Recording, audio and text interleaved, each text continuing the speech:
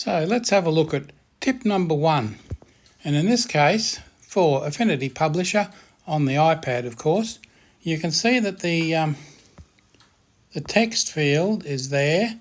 We've got a frame text set up there, and you can see just there. Now I'm going to put some text in there. So let's get that cursor right there on the top left hand side. You can see it there, just blinking away. Now the first thing I want to do is turn on hyphenation. Now you go over here to the character. See, it's got 12 point just there. Now hyphenation is currently off, so I'll set hyphenation to on. That's very simple. I'll just leave that there for a moment. I'll go back over here, make sure I've got the cursor on the first line. That's where I want to insert text. Now I'm going to insert that lorem ipsum fake text, if you like. It's kind of a fake Latin. Now that's really simple to do. And why would you do it? Because it fills in blank spaces for you while you're laying out a document. Obviously it doesn't mean anything to anyone, but tap on the menu, that's the one up the top there, the 3 bars, the sandwich menu as it's called, then select Insert, and then insert Filler Text. Now it didn't do it because I didn't have the cursor, I was messing about there. Let's do it. Insert, Insert Filler Text, and there's the filler text. Now you can see it's all nicely hyphenated. Where words are too long for a line, you can alter all that, of course, hyphenation. You can minimum word length, minimum score, etc., etc. You can play around with that to your heart's content. Get it to just how you like it. You might have an academic document with lots of big words in it. Now, you don't want them just rolling over the line. You want them hyphenated. But it's easy to turn off. You can see the hyphenation symbol just there. Just turn it off. There's the document. Turn it off. Hyphen's gone. You've got to make sure you've got the document selected each time. Because I tapped the screen, I deselected the document. But you can turn it back on again. Still selected. And there's hyphenation. Don't forget that that's there. And there's your document. I've got a couple of different columns, and that's the one we're working on right there. And it's still hyphenated, which is just what we want. Okay, now that's all there is for tip 1. Don't forget it's there. Let me recap on that. Insert and insert filler text. Hyphenation is in the character studio, hyphenation right there. Now justification options, just below that you can see there's all sorts of additions and subtractions you can add there. But that's it for that one. Now let's move on to tip number 2. Okay, now let's have a look at tip number 2, and that's creating a custom shape with the pen tool and filling it full of text. Very easy. So let's select the pen tool, and for this I'm just going to make a trapezoid. We don't need to get very technical, but just that shape there will do. Now you can see I've got, it's moving around a little bit. Select the node tool, and I'll bring that down there.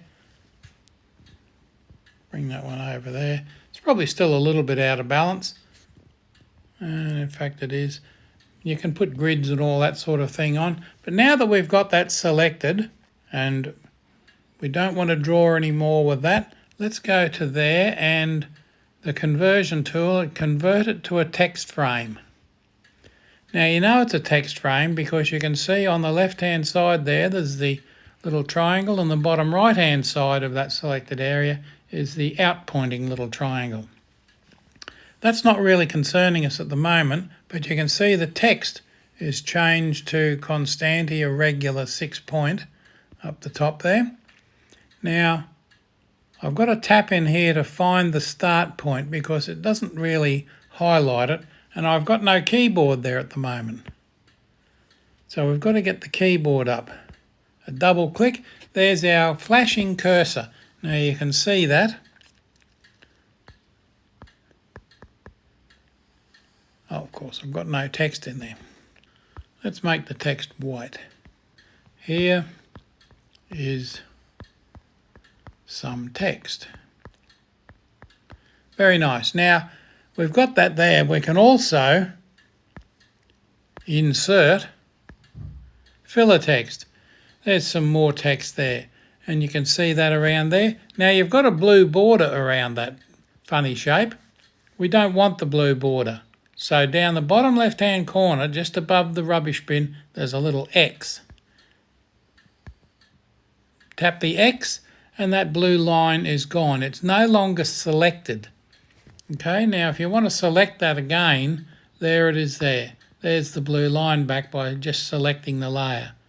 Unselect it and there it is. So you've got that text in a nice shape over the top of that palm tree.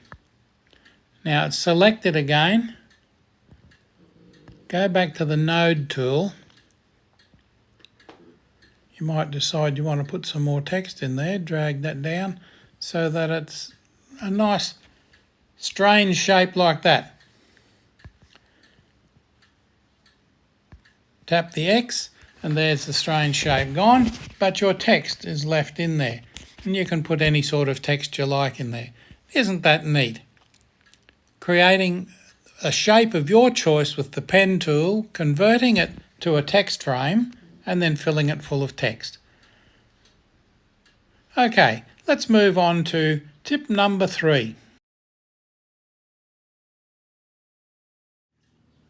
Now, tip number 3, it's quite a simple one. We're just going to put a border around our text. Now, if you've got promotional text, having the text overwriting your image like that in any shape you like, you can put it inside. You can even put it behind those trees if you were to work at cutting shapes out. But here we are, and we've got that there, and what we'd like to do is just highlight that text a little bit more. Now you can see by selecting that layer, it brings back the little blue outline, which remember, we just deselect and it goes away, reselect and there it is by selecting the layer. But what I want to do is change that text frame border so we can see it all the time. Now, oddly enough, you go to the character mode, which is just there. And you can see down here we've got text frame. Now the text frame, the fill is nothing, and the outline is nothing. It's a white line with a blue stroke through it, and it's set to 0 width. Now let's change that to yellow, and it's 0.2 width. Now 0.2 is not much. 0.2 of a point is not very much, and it's difficult to see here. So let's make that 0.2 points. There it is up the top. Now it's 2.2 points. Just there you can see it. 2.2. Now even if I deselect that, it stays there, you see. Now we go back and make sure we've got that selected. Go to that mode. There's our text frame. You can change that to any colour you like, and of course you can change it to any size by just tapping that, and you can set it to a really large border, but we don't want that. I'd say 2 points is probably sufficient for that. Now the fill, which is the one on the left dot here, do we want the fill? Let's make that a very pale green. Oh, very difficult to see. So you're going to have to change your text if you use that one. Let's set a darker colour. There it is. Now you think, oh, that's really dark, that it emphasises the text. So if you want to build your own shape in the middle, you can have the text straight on the image, or you can have a border with the text in a filled border area. Okay, that's all there is to making a border for a text frame, or indeed filling it with colour. colours, swatches, there we go. There's no colour in the background at all now, just our text and a border. You don't want the border in there, remove the border as well. Hit the X and there it's all gone again. Okay, let's move right along to tip number 4. So let's have a look at tip number 4, and that is wrapping text around shapes. Now, I'll just use a very simple shape here because this is a fairly common tip, but you may have forgotten it in the rush of things to do. So we'll select an ellipse, and you can see I'll put the Shift key on so that we can drag out an exact circle. And there we go. Now, that's probably good enough. I'll move it up to here. It's more or less centered on the page. Now that's fairly straightforward, except the text is going right underneath it and you couldn't read it even if you wanted to. So what we do is go over here to the side and select the 3 dots, and then second from the top select text wrapping. Now why is it not wrapping, you say? That's because, let's go back here, the ellipse is selected.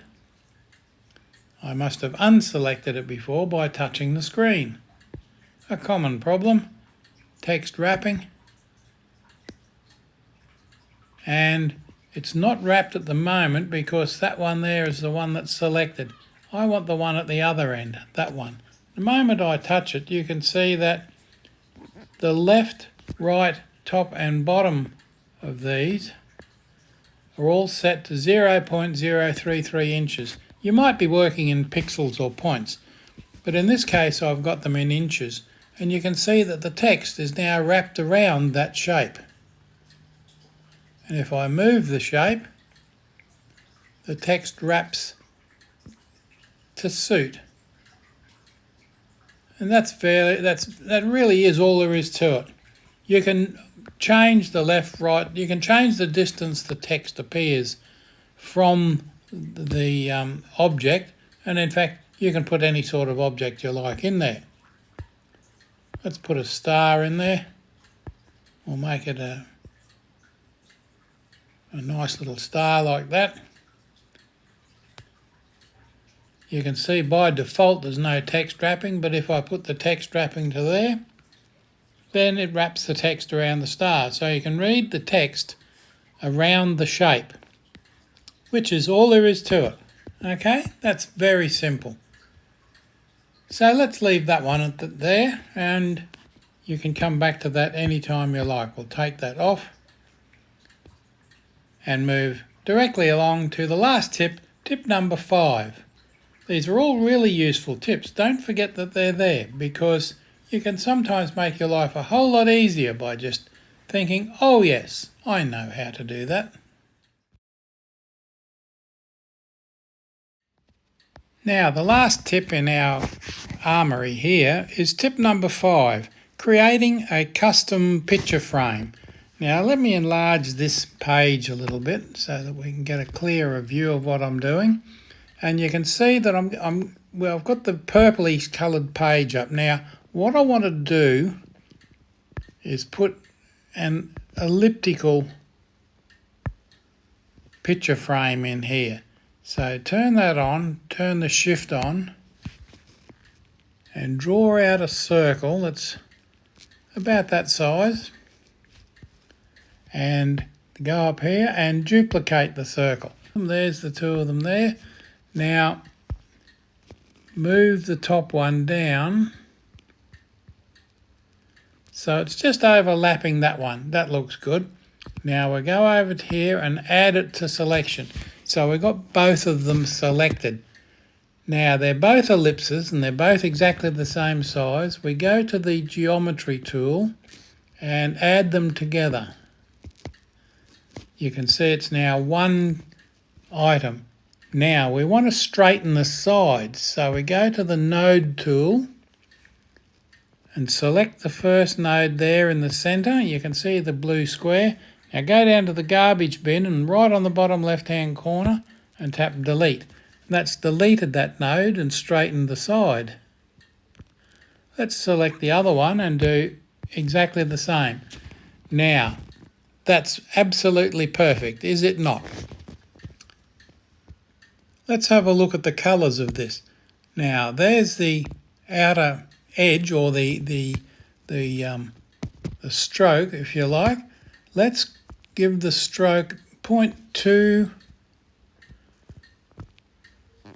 Let's make it a 1 point stroke. Oops, 1 point. And we don't want it black, we want it red. Now you can just see that red border there at the moment. Let's make that 2 points so you can see it. 2 points.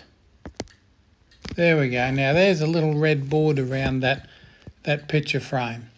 But it's not actually a picture frame, is it? It's a shape. So what we've got to do now, and this is the magic, go down here and you'll see the insertion targets, full mode conversion, and there it is, convert to picture frame, right on the bottom of the list there.